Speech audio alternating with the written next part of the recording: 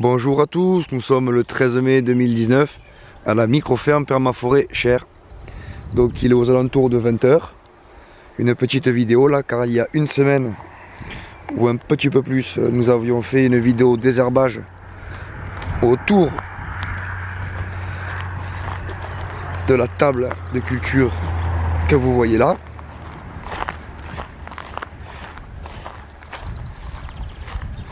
Donc voici les petits pois. Une semaine après avoir reçu le désherbage, avec avoir été un peu buté. On comprend le premier qui vient. J'ai toujours mon outil de travail. Le mettre. Alors qu'est-ce que ça dit? Donc ils ont reçu les mêmes nombres de graines dans chaque poquet. Je sais plus, c'était peut-être 6-7 graines, je sais plus. Donc on est sur quelque chose qui fait approximativement 30 cm de large sur 40 de haut. Donc ils sont à peu près tous identiques. Ils sont en fleurs. Ils sont épais.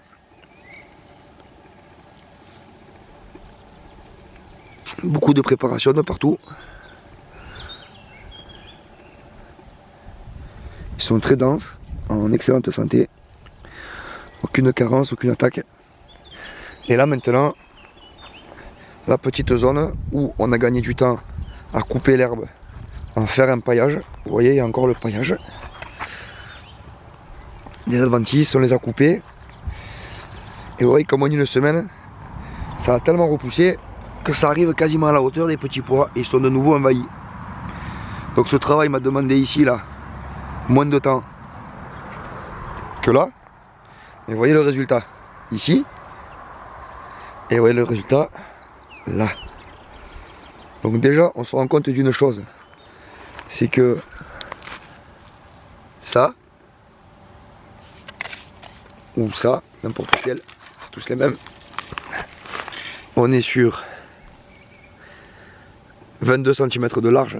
Lui, il est un peu plus gros que les autres, hein, vous voyez.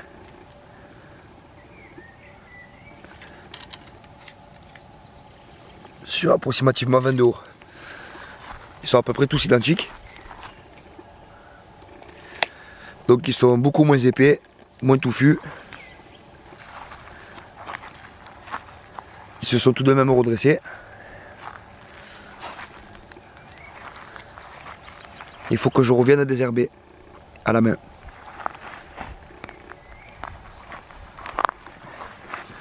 Il y a beaucoup de escargots de Bourgogne comme ça là. Il y en a beaucoup. On voit aussi que ces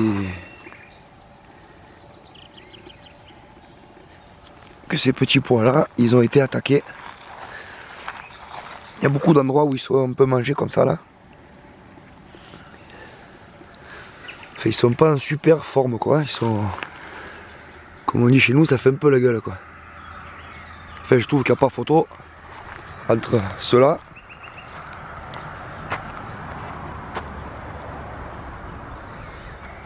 et ceux-là.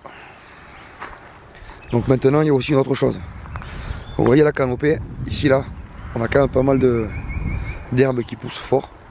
Et là, on est plutôt dans de la ronce et de l'ortie. Donc est-ce qu'il se passe pas quelque chose non plus au niveau des échanges là, plutôt que là? Je sais pas. Mais bon, le résultat au bout d'une semaine, 10 jours là, il est déjà flagrant. Donc je vais laisser l'expérience se dérouler jusqu'au bout, jusqu'aux récoltes, pour voir sur les pesées. Parce que bon, ça veut rien dire après. Vous voyez là, il y avait beaucoup moins d'herbes. J'ai quasiment pas, j'ai pas eu à l'enlever. On voit que déjà le pied est beaucoup plus, les pieds sont beaucoup plus denses, beaucoup plus épais, mieux fournis, plus de fleurs. Donc ce qui prouve bien que tout ce qu'il y a avec elle au sol, ça leur réussit pas du tout. Là, il y avait beaucoup plus d'herbes que là-bas, puisque là-bas c'était plus de la ronce. Et là où il y a moins d'herbes, on voit que les pieds sont beaucoup plus épais. Ils risquent d'être certainement plus productifs parce que je vois beaucoup plus de fleurs. Ensuite, regardez un peu ces fèves là. Vous voyez si elles sont belles ces fèves? Combien elles font de hauteur ces fèves là? Je prends mon outil de travail.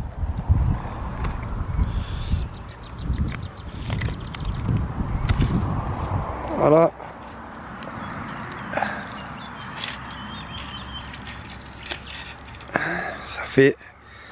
Ça fait 60 de haut, un peu plus même.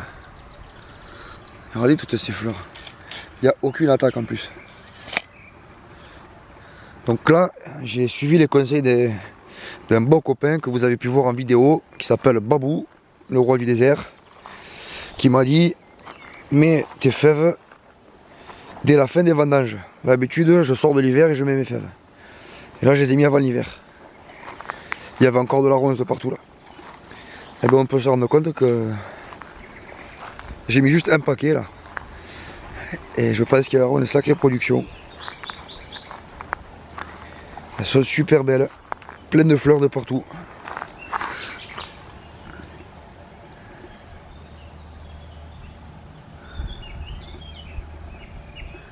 Moi ça me régale de voir ça. Il y en a qui sont toutes blanches. Ça butine, c'est génial.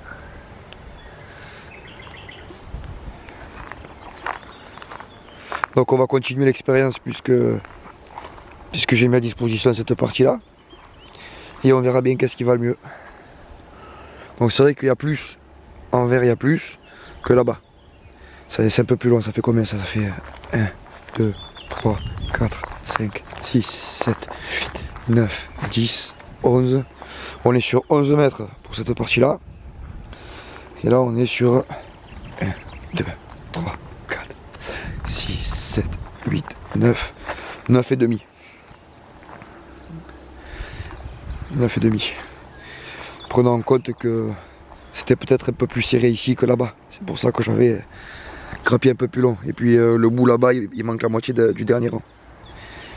On voit d'ailleurs que les aliacées et les oignons sont totalement envahis de piquants, d'orties et de ronces. Et pour le moment, ça n'a pas l'air de leur nuire. Au contraire, ils sont beaucoup plus jolis ceux-là que j'ai ici, que ceux que j'ai en haut, dans le coin perma là-haut, tout propre. Et ils sont très beaux, hein. Ça c'est sûr. Et la parcelle en tout là, elle fait combien? Ah ben forcément, on doit faire 11 plus 9. On doit toutes les 20 mètres. 1, 2, 4, 5, 6, 7, 8, 9, 10, 11, 12, 13, 14, 15, 16, 17, 18, 19 et 20. 20 mètres. Et allons voir du côté des patates. Des pommes de terre bien sûr. Vous voyez comment ça sortir là. Donc ça c'est ma variété de garde de l'an dernier ici. J'ai à peu près 200 mètres de butte linéaire. J'en peux plus. J'ai terminé les patates hier. Hier j'ai fini les patates. Donc il faut tout tirer au râteau là. J'ai eu le temps de casser 2 manches. Celles-ci je les ai terminées hier. C'était les précoces. Les précoces que j'ai plantées en dernier. Comme ça, rattraperont le retard. Donc là, il n'y a aucun souci. Je vais venir mettre de la paille de partout. Comme ça, on va conserver l'humidité, l'hygrométrie. Mais pour le moment, elles ont leur tubercule. Elles ont leur réserve d'eau et de nourriture. Ça chauffe vite. Comme ça, ça récupère un peu du retard qu'on a eu là avec les glaces. Les glaces qui viennent de s'arrêter juste maintenant. On a eu vraiment un mois terrible. Un mois d'avril très très chaud. Et depuis le début mai, c'était de la glace, de la pluie, c'était tout ce que vous voulez. Tempête et tutti quanti. Bon là on voit qu'ils sont bien sortis partout. Je vous dirai plus ce que j'ai mis, je ne me rappelle pas, mais j'ai gardé les étiquettes. Donc comme vous pouvez le voir, j'ai planté serré. Puisque l'an dernier, au mètre, et j'étais pas tout à fait à 1 kg au mètre selon les endroits. Donc là j'ai décidé de serrer pour atteindre les 1,5 kg au mètre linéaire, si possible. On va commencer à planter aussi cette petite parcelle là, pour faire une zone de tampon. Vu que la variété ici et là, ce ne sont pas les mêmes. Je vais commencer à planter beaucoup de choses au milieu. pour éviter un peu les hybrides, sachant qu'on a une variété qui est hâtive et une autre plutôt tardive, ça serait bien de continuer à garder ça, ces spécifications. Et j'ai mis un peu des piments, petits piments là j'ai mis, hop.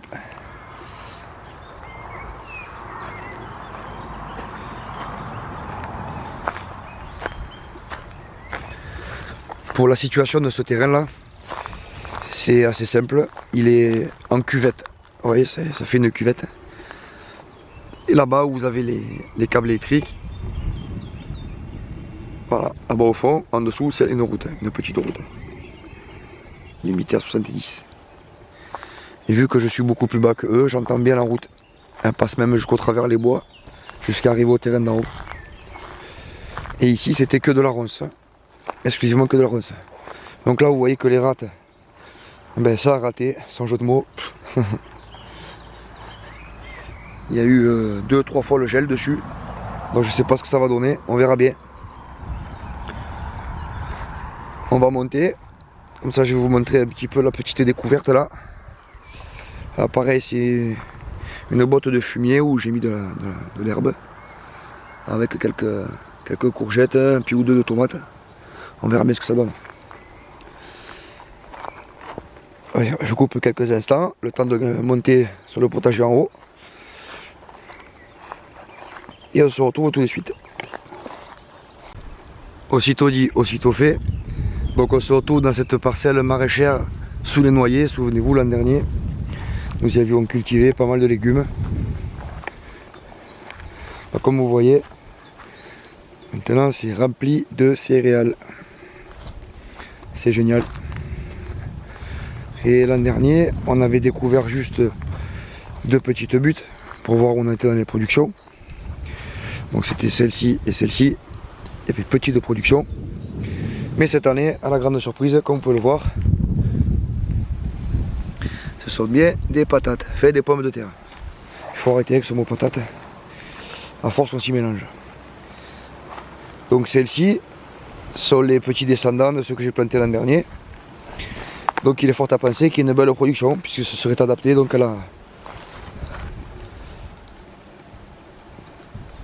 à l'ombre et bien sûr aux toxines du juglon. Vous voyez, il y a des euphorbes de partout là qui sont en fleurs. Je fais attention au micro, voilà. C'est joli ça. Quoi dire de plus?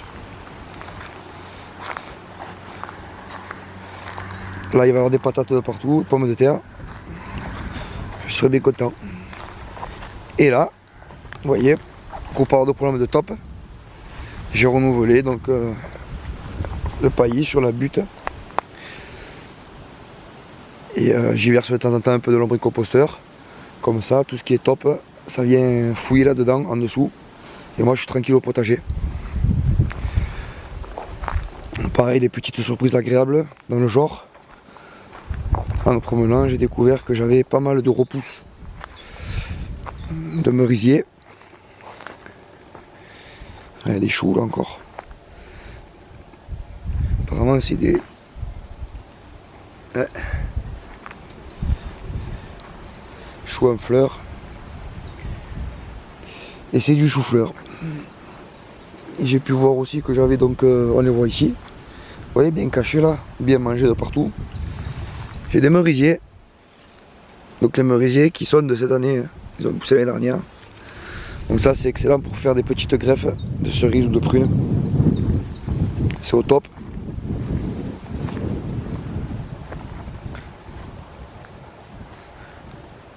C'est vrai qu'on voit plus grand chose maintenant dans cette canopée épaisse là.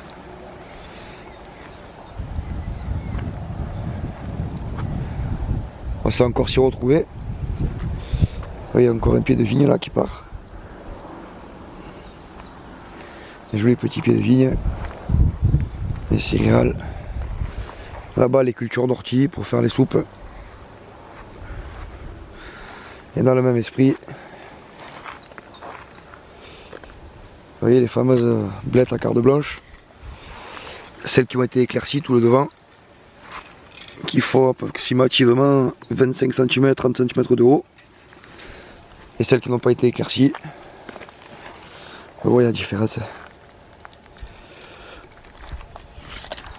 On est plus sur 70-75 de haut. Quant à la largeur, n'en parlons pas. Donc la blette, elle aime bien se bouffer elle-même. Vous voyez ça, j'aurais pas aimé la prendre sur la tête celle-là. Le noyer s'est débarrassé de ses branches, mortes pendant la tempête.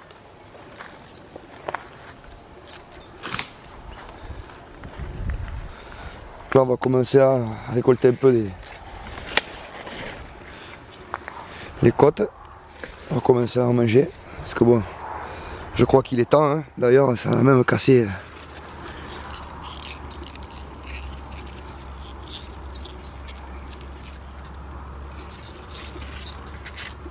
On commence à avoir de la nourriture là.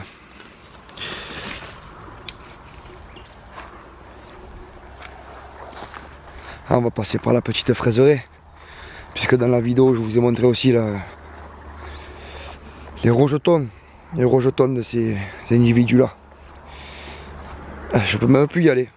Il va falloir que je vienne avec ma cisaille pour faire le petit passage. Alors qu'est-ce que ça dit? Ça dit que c'est des petits pompons qui sont juste magnifiques.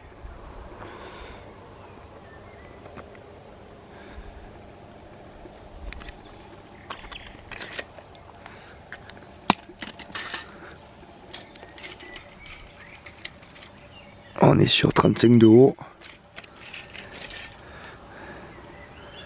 par 25 de large, 25-30.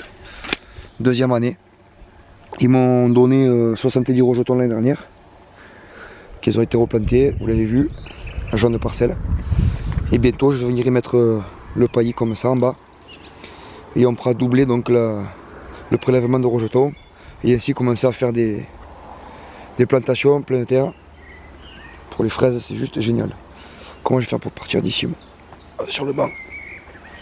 Voilà. Là on voit aussi que ça a été envahi complet. On voit encore les petites carottes de partout. Elles auront repoussé alors que j'avais tout pris. On voit qu'il y a aussi des oignons. Ces oignons perpétuels, j'ai tout récupéré et ça a repoussé. Les lavandes sont en train d'exploser là. Ça va très vite. L'année dernière, ces lavandes là que vous voyez là, c'était des petits machins comme ça là. Comme le petit bout que vous voyez là. Enfin, il faut retourner en arrière sur les vidéos. Donc je suis très content de ce paillis qu'on avait mis à base de tuiles concassées. On a un peu de piquant là avec les cardes. On a du bouillon. Pas mal de fleurs qui vont arriver avec des capucines. Là on a décidé de mettre des fleurs. Même si je vois qu'apparemment il y a un poireau là. Ouais. Là je crois que je les ai déjà montrés ce matin. Ou peut-être hier, je sais plus. Vu que je refais souvent les vidéos quand le résultat me plaît pas. Donc là aujourd'hui c'était désherbage des planches de culture. On va commencer à mettre du BRF un peu partout. Je laisse toujours traîner mes outils. Et lui je veux le rentrer par contre. Hop. Il est toujours impeccable. Il m'a planté toutes les patates là. Fait les pommes de terre. Faut que j'arrête avec ces patates. Vous voyez, j'ai plus peur maintenant de sortir absolument tout ce qu'il y a dans la serre. Les solanacées, tout est à être replanté maintenant. Une bonne couche de BRF de partout. Ça commence à faire propre. On voit les choux, les salades, les poivrons. Il y a des fleurs, il y a des haricots, du maïs. Il y a quelques aubergines. Là, ce que vous voyez là, c'est de l'épinard. Ça là. Hop. Épinard. Et des graines qui arrivent. Des graines par milliers. Il va falloir que je refasse des semis de betteraves. Car apparemment elles ont tous eu un gros choc hydrique, elles sont toutes montées en graines. Et pas qu'un choc hydrique, hein. À mon avis elles ont eu un choc thermique aussi. Ah oui. Il y a une semaine il n'y avait pas tout ça. Là il va y avoir des graines encore. Il va y avoir des graines. Bon ben cette vidéo commence à tirer un peu, ça va faire long à télécharger. Donc sur ces belles images. Ouh là là, il y a du vent, beaucoup de vent. Regardez un peu. Hop.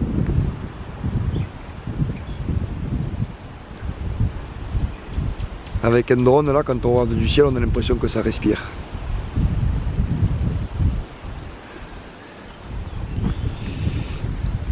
Là j'ai les petits porte-greffes qu'il va falloir que je mette en terre bientôt. Ici, hop là, j'ai encore des greffons, des porte-greffes.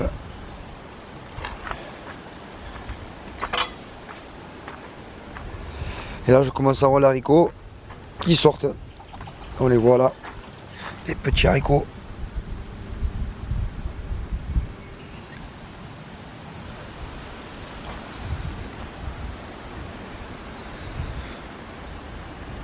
Bon, sur ces belles images, je vous dis à très bientôt.